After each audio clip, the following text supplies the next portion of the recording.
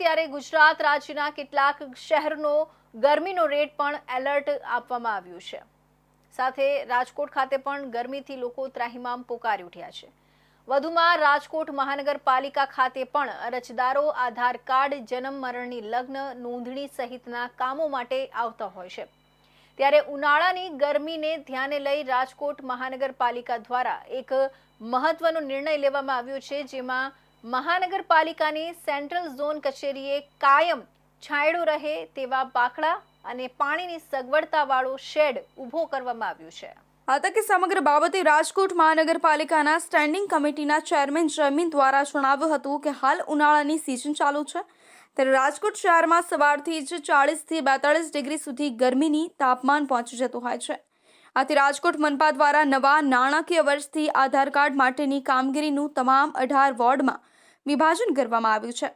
આમ છતાં ચાલુ દિવસોમાં સેન્ટ્રલ ઝોન કચેરી ખાતે અરજદારોનો ઘસારો રહેતો હોય છે અને હાલ ગરમીની સિઝન ચાલુ છે, જેને ધ્યાનમાં રાખીને અત્યાર સુધી ખુરશી અને મંડપ ભાડે લાવીને ત્યાં ટેમ્પરરી સગવડ કરવામાં આવી હતી, જેથી મનપા કચેરીને પણ પૈસાનો વ્યય થતો હતો, સાથે અરજદારોને પણ ઘણી હાલાકીનો સામનો કરવો પડતો હતો।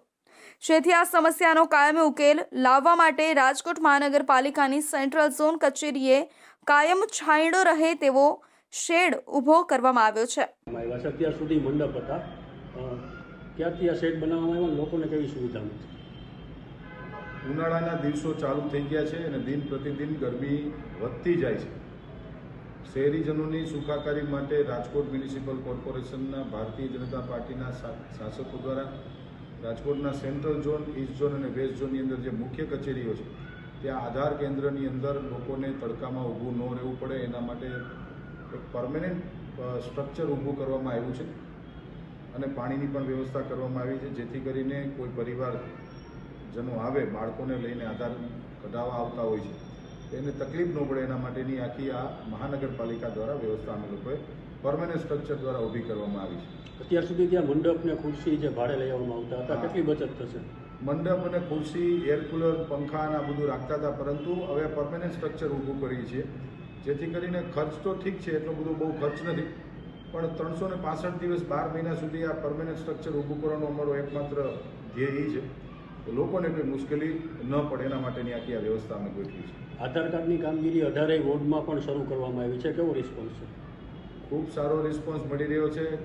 3 ઝોનની અંદર જે લોડ હતો વધારે, જે લોકોની લાઈનો સેન્ટ્રલ ઝોનમાં કોર્પોરેશનની કચેરીની બહાર ઊભા રહેતા, એવા એટલી બધી મુશ્કેલીઓ પડતી। નવા નાણાકીય વર્ષની અંદર મારા દ્વારા સ્ટેન્ડિંગ કમિટીને જ્યારે બજેટ રજૂ કર્યું ત્યારે આ યોજનાનું ઇમ્પ્લિમેન્ટેશન તાત્કાલિક ધોરણે થાય એના માટે જે તે સંબંધિત અધિકારીઓને સૂચના આપવામાં આવી હતી અને 1 એપ્રિલથી બજેટની પહેલી વહેલી યોજના, જે સક્સેસફુલ યોજના ને લોકોને ઉપયોગી યોજના છે, એ શરૂ થઈ ગઈ છે। આપ સૌ મિત્રોના માધ્યમથી, આપ સૌ ઇલેક્ટ્રોનિક મીડિયાના માધ્યમથી રાજકોટના શહેરીજનોને મારું હાર્દિક નિમંત્રણ છે અને આહવાન પણ છે કે જે આપને આધાર કાર્ડની કોઈ પણ કામગીરી કરવી હોય તો તમારા નજીકની વોર્ડ ઓફિસે, જે રાજકોટ મ્યુનિસિપલ કોર્પોરેશનની એક સ્માર્ટ વોર્ડ ઓફિસ બનાવવામાં આવી છે, ત્યાં જઈ અને આપ આધારની કામગીરી આપ આરામથી કરી શકો છો, જેથી કરીને સેન્ટ્રલ ઝોનમાં કે ઈસ્ટ કે વેસ્ટ ઝોનમાં આપને કોઈ ધક્કા ખાવા ન પડે। સાથે આધાર કાર્ડ કઢાવવા આવેલા અરજદારો માટે બેસવા માટે બાંકડા અને પાણીની સગવડતા કરવામાં આવી છે, જેની લોકોને કાયમી સગવડ મળી રહે અને મનપાને ખુરશી મંડપના ભાડાની બચત થાય, સાથે ગરમીના તાપનો પણ અરજદાર